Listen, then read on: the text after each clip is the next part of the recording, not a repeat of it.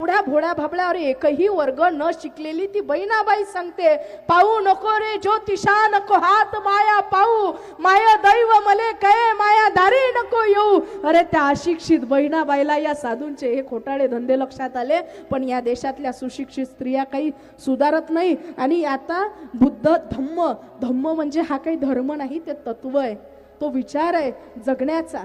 मी न जर एखादा भगवा असा चांगला लंबा सटांग कपडा गुंडाळला असता, हातामध्ये गळामध्ये चांगल्या मोठमोठ्या रुद्राक्षा माळा घातल्या असत्या, हे लंबा आळवं उभं टिक्के लावून आली असती, केस गिस मोकाट, तर इथल्याच बाया पाया पडल्या असत्या. खरी परिस्थिती आहे. भगवे रंगले तरी काय झाले, त्यागी नाही झाली तरी ते व्यर्थ, लंगोटी घातली तरी काय झाले, मनना निघाले विषयातून, संसार सोडला तरी काय झाले, परदार सोडले नाही जाणे, तुकड्या दास म्हणे जरी माळ घाले, वर्म जाणले तरी ते व्यर्थ.